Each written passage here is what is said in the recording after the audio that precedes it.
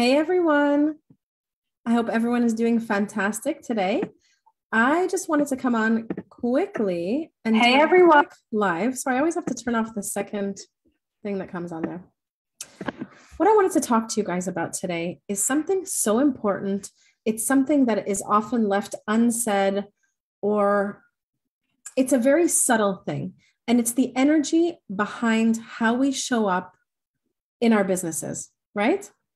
So this is very relevant when we are doing Facebook Lives, uh, masterclasses, presentations, webinars, live streams. In order to have an online business, you need to show up live on camera, right? It was very interesting. The other day, I had a sales call with a woman who does coaching for other women, and she wouldn't come on camera on the Zoom call. And I thought it was really fascinating. And she told me that she absolutely refuses to get on camera for her business as well. And I said, well, then how are you going to have a business online? It's very different having a business online versus having a physical business where you're seeing people face to face. You feel their energy. There's an exchange of energy there. And the person gets to know you, like you, trust you, feel you out. When they're meeting you in person, there's a huge difference there, right? That has to be conveyed somehow when you have an online business. You're behind a camera, basically. How do you convey that? Well, you have to get on camera. A person's going to get to know, like, and trust you so much faster by seeing your face, seeing your expression, seeing your smile, feeling the genuineness behind who you are when you have an online business. She was just going to do like an audio version of her business where people could just hear her voice. And I said, your business is going to take so much longer to grow if you do it that way, if you don't show up on camera. And finally, she ended up turning her camera on during the Zoom session on her own, which I found very interesting. It was so different, such a different energy to get to see her and, you know, see the face and match it to the person who was speaking to me. I felt like so much more of an intimate connection with her. So that was just an interesting thing about being on camera. So, you know, if you have an online business, it's time to stop shying away from the camera and hiding behind the camera. And trust me, I did this for a long time as well. I didn't want to show up because I thought I looked so tired because I have late nights working on stuff and I don't look good enough and I'm not going to sound good enough and all of these things that we tell ourselves. But actually, the message that you put out there is so much more valuable and important than how you look. Believe it or not, people, if you have, something to impart to people, something that's very important and valuable, it's so much more important than how you look or what you're wearing or the whole thing. Okay. So just keep that in mind. So if you want to run an online business, you need to get on camera. Now, what is the energy behind how you show up for sales calls, how you show up on camera? So, you know, I speak to people who are, you know, doing everything. They're doing the Facebook Lives, they're doing the master classes, they're showing up all the time on camera, they're making offers, but people aren't buying. What's happening there? Same thing with sales calls. When you show up to sales calls, what's the energy that you're showing up with? Are you showing up with a desperate energy, thinking, you really need to buy my stuff at the end of this? I'm showing up, I'm giving you value, yes, but at the end of it, I want to make the sale. I want you to purchase my stuff. Even if it's unsaid, people can feel that energy about, you know, what's behind the why that you're actually, what's the real why? What's the real reason behind why you're doing it? Versus, I'm going to show up with a full heart, unattached from the outcome, completely there to help you and serve you and help you out of your misery and help you to transform your life and help you to get all the obstacles out of the way so that you can finally get better. I'm 100% there to serve you. That's a totally different energy. People feel that energy. At the end of my sales calls, they're like, oh my God, that was so valuable. Whether or not they purchase, that was so valuable to me. I got so much out of that sales call. I have so much that I can take away and work with.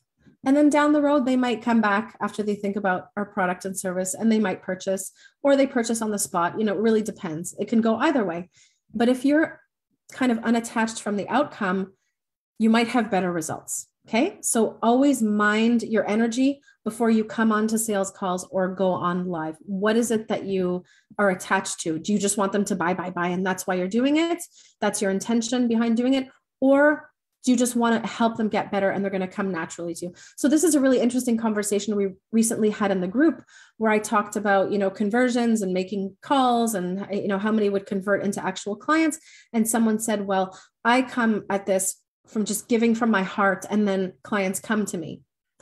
So I feel both ways about this. I really think it's a fine balance, because I responded by saying, yes, that's all nice and good. But at the same time, we have practitioners who we speak to who have been working with clients for 15, 20 years, 25 years.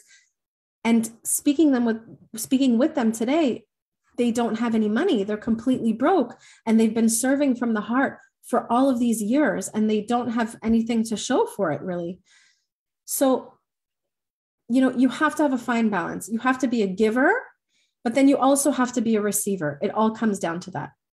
And a trick I want to give you before you get onto sales calls or before you go live on Facebook is come from a place of abundance, not scarcity. What does that mean? It means that if you have 5 sales calls set up for that day, that morning, practice gratitude. So you can write in a gratitude journal and talk about and write down, journal about all the things that you're thankful for, everything that you have in your life that you are so happy for, and the fact that you have so much and you have so much more than other people have, or whatever. Like, things could be so much worse, right? Because we tend to focus on the negative and all the things that we don't have. Things could be worse. So if we focus on all of the things that we do have, how your cup is so full, you'll come from a place of feeling so abundant, and you won't feel that lack. And people will not feel that lack when you get on calls with them. They'll feel like, wow, this person is so abundant. They're not attached to the outcome.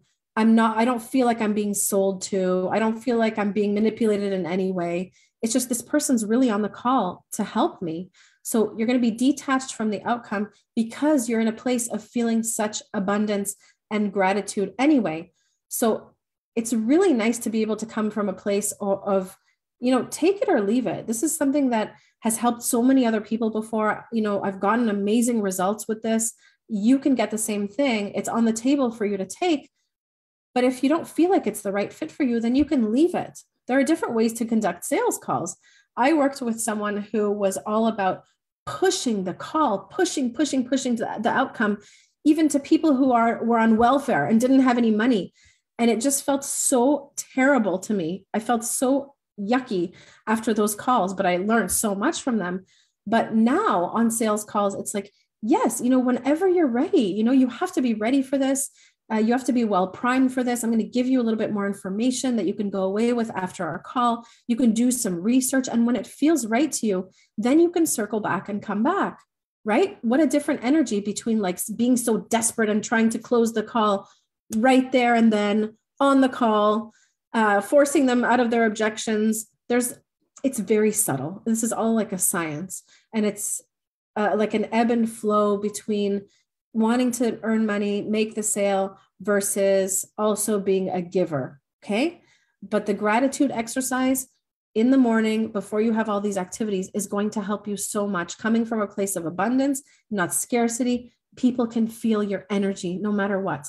And already people are coming to these sales calls with their guards up. They're already defensive. They're already thinking, oh, what's this person going to sell me? Everyone's out to sell me something and take my money. Our job during a sales call is to diffuse that energy and understand that, make them understand that they're in this safe space where actually, one thing I say now in my sales calls, my sales audits is, I'm going to present something to you at the end, and I'm not going to pitch anything to you. So what I want you to do, it's reverse psychology, is I want you to, if you're interested in hearing more about my offer, I want you to ask me to be pitched to. I want you to ask me. And once you ask me, then of course I will turn my screen around and I will pitch to you. So it's all reverse psychology. Okay. So again, the final, recap of this entire Facebook live stream right now is mind your energy and mind your mindset before you engage in any of your business activities, whether it's writing content, showing up on live stream, getting on a Zoom call with someone, getting on a sales call with someone. When it comes to your business, make sure you're not coming from a place of only wanting to earn without any heart in it. Okay. So I hope you guys enjoyed this. Let me know in the comments below how you feel about this. Have you ever been in a situation where you've had, you know, a certain energy going in because you're worried and you're scared and you're fearful, and it's ruined the outcome of how you interact with someone? And then have you ever tried to shift that energy into a place of abundance and flow and not being attached to the income, not being attached to the outcome, income, look at that. And how did that go? You know, what was different in those two types of interactions? So if you have any feedback, let me know down in the comments below. And thank you so much for watching. Okay, bye guys. Have a good day.